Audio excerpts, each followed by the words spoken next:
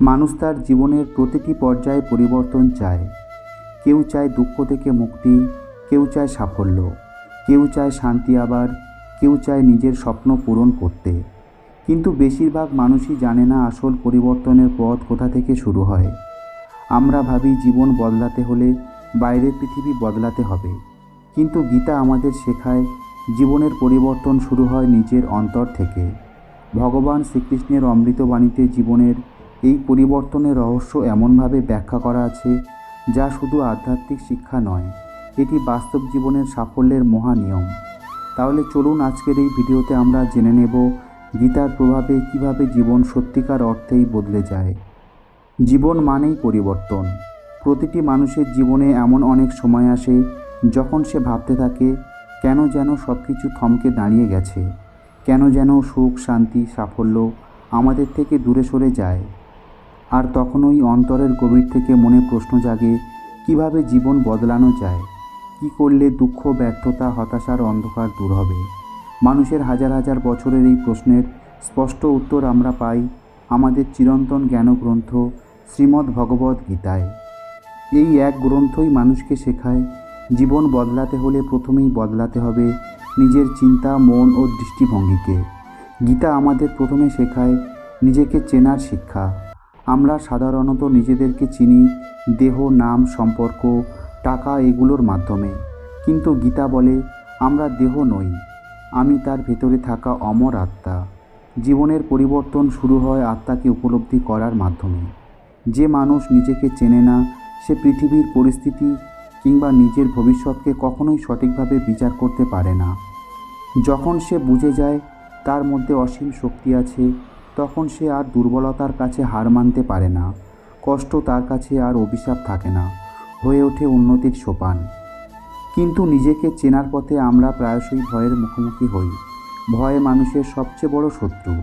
ভয়ই আমাদের স্বপ্ন পূরণে বাধা দেয়। গীতায় ভগবান শ্রীকৃষ্ণ অর্জুনকে বলেছিলেন, দুর্বলতা নয়, শক্তি বেছে নাও।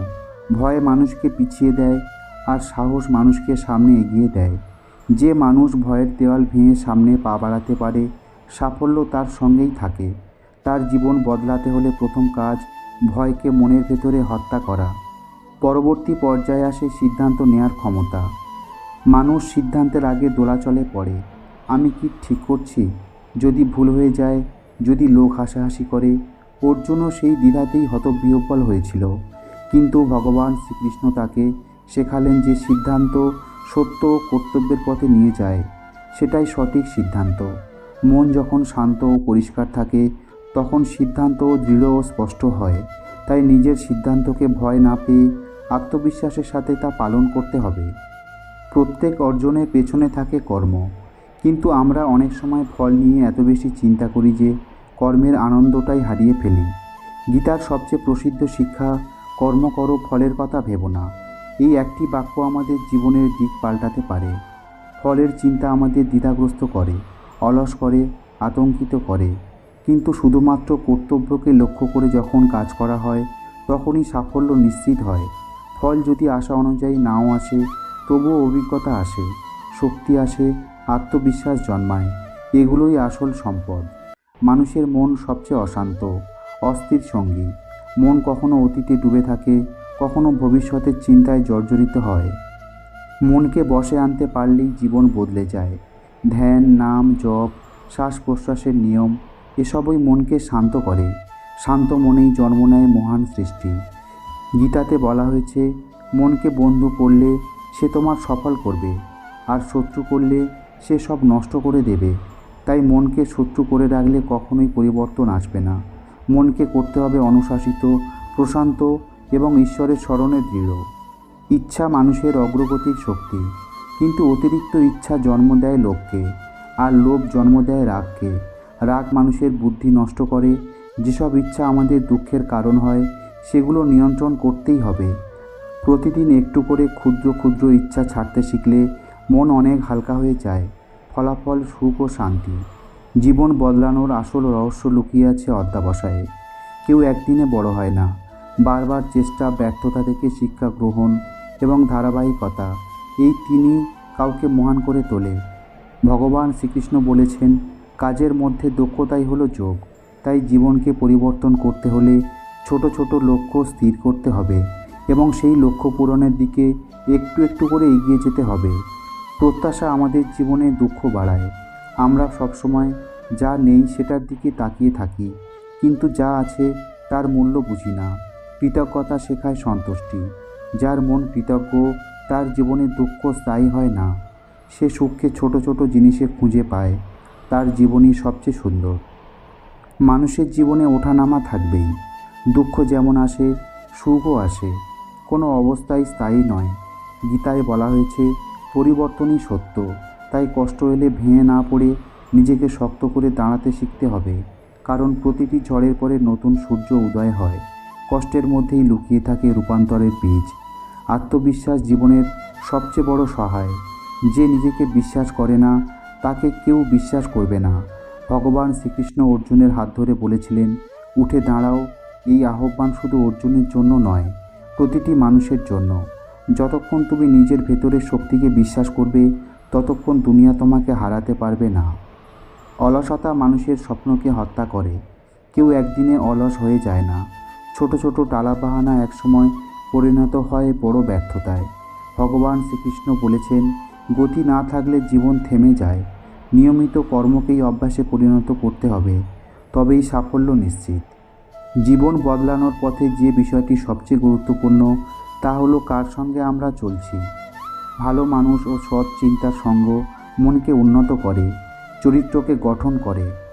আর নেগেটিভ মানুষ আমাদের ভিতের ওপরই আঘাত করে। তাই যারা আমাদের স্বপ্নকে অবমূল্যায়ন করে তাদের থেকে দূরে থাকা জরুরি। ভালো সঙ্গই মানুষকে ঈশ্বরের কাছে পৌঁছে দেয়। কর্তব্য পালন মানুষের জীবনের সবচেয়ে পবিত্র পথ। কেউ যদি নিজের দায়িত্ব থেকে দূরে পালায় তার মধ্যে কখনো সত্যিকারের আনন্দ জন্মায় না। কর্মশীলতা ও কর্তব্য পরায়ণতা জীবনকে অর্থপূর্ণ করে তোলে।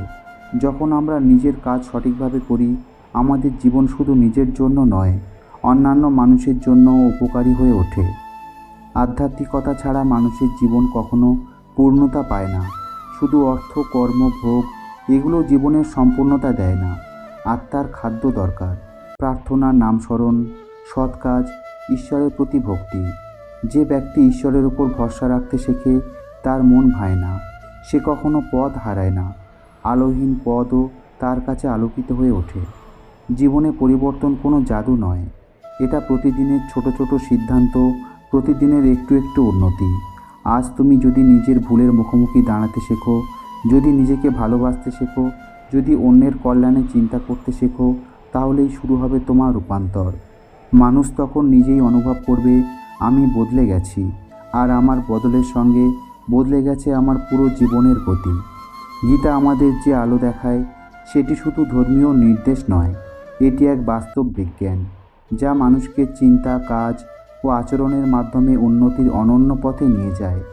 জীবনে যতই বাধা আসুক, ভগবান শ্রীকৃষ্ণের উপদেশ যদি মনে থাকে তবে কোনো অন্ধকারই স্থায়ী হতে পারে না, কারণ ভগবান শ্রীকৃষ্ণ সবসময় তার ভক্তের হাত ধরে রাখেন। আজ যদি তুমি একটুখানি বদলাও, আগামীকাল বদলাবে তোমার জীবন অনেকটা। আর সেই পরিবর্তনের যাত্রায় তোমার সঙ্গেই থাকবেন ভগবান শ্রীকৃষ্ণ। তিনি তোমাকে পথ দেখাবেন, শক্তি দেবেন, মনোবল দেবেন। তুমি শুধু প্রথম পদক্ষেপটা নাও। শেষ পর্যন্ত জীবন এমনই এক সুন্দর যাত্রা যেখানে প্রতিটি কষ্ট নতুন আনন্দের বার্তা নিয়ে আসে, প্রতিটি ব্যর্থতা নতুন জয়ের আহ্বান জানায়। তাই উঠে দাঁড়াও, নতুন করে শুরু করো, নিজের জীবনের অর্জুন হও, আর বিশ্বাস রাখো ভগবান শ্রীকৃষ্ণ তোমার রথের সাথেই আছেন, তোমার মনের অশ্বগুলোকে সামলে রাখছেন। তুমি শুধু সাহস করে সামনে এগিয়ে যাও। তোমার পরিবর্তন, তোমার নতুন জীবন ঠিক তোমার অপেক্ষাতেই আছে। আজকের ভিডিওটি এখানেই শেষ করলাম। প্রিয় শ্রোতা বন্ধুরা, যদি আজকের এই ভিডিওটি দেখে আপনি সমৃদ্ধ হন তাহলে অবশ্যই একটি লাইক করার অনুরোধ করব। আর তার সাথে যদি আপনি আমাদের এই চ্যানেলের নতুন শ্রোতা হয়ে থাকেন তাহলে অবশ্যই চ্যানেলটিকে সাবস্ক্রাইব করে রাখুন। সবাই ভালো থাকুন, সুস্থ থাকুন। মঙ্গলময় শ্রীকৃষ্ণের কৃপায় আপনার জীবন আরও সুন্দর ও সার্থক হয়ে উঠুক। রাধে রাধে, জয় শ্রীকৃষ্ণ।